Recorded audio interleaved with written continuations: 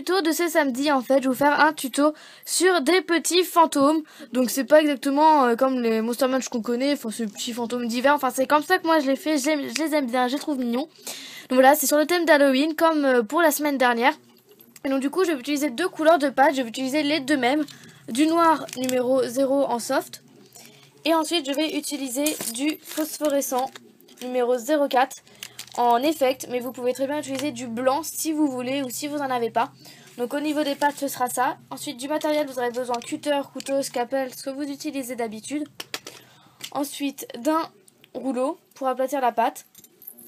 Et ensuite, une lame crantée, ou sinon vous pourrez faire directement à la main, mais pour aller plus vite, je vais utiliser une lame crantée.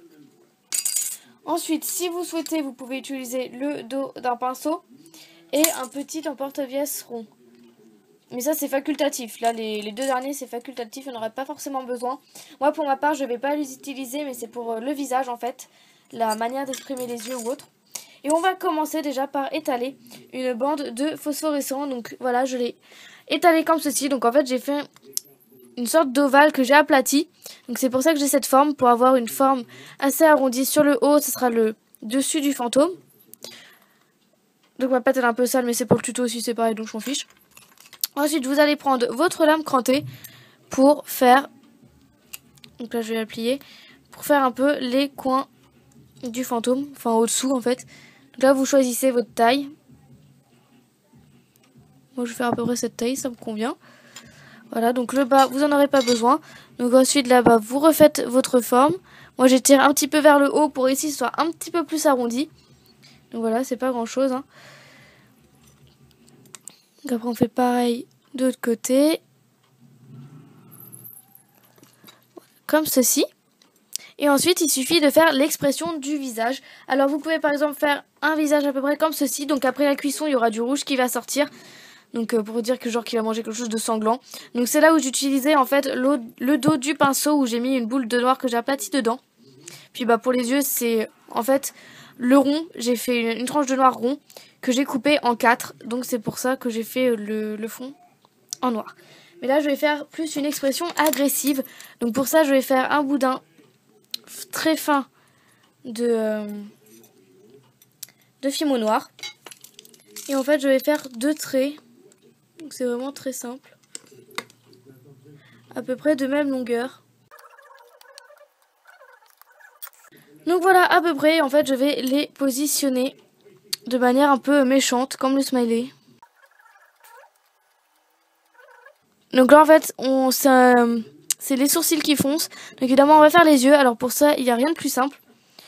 Je vais utiliser 2 boules de fimo que je vais placer à peu près comme ceci. Donc vous les placez comme vous voulez hein, pour faire les yeux.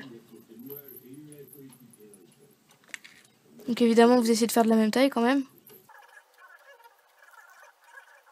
Donc voilà, l'air un peu méchant. Puis après, je vais faire à peu près la même. Ah oui, donc si vous avez besoin, vous pouvez bien évidemment utiliser des cure-dents. Donc moi, ce sera des bouts de cure-dents. Hein. Enfin, c'est des demi-cure-dents que j'ai retrouvés. Du coup, je vais utiliser cela pour placer la bouche. Donc en fait, là, ce sera à peu près la même. Après, vous la placez comme vous voulez.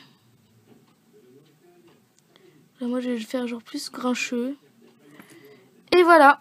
Et ensuite, il suffit de mettre un petit trou en haut pour pouvoir placer un anneau si vous voulez l'accrocher à un porte-clés ou autre, comme vous souhaitez. Et voilà. Donc voilà, j'ai fait 2 fantômes d'expressions très différentes. Donc voilà, j'aime beaucoup celui-là. Donc là, c'est pas très bien cadré, pardon. Donc voilà, après c'est vraiment comme vous voulez, hein, au niveau des yeux, des goûts, enfin comme vous souhaitez. Donc il suffit de mettre ça au four.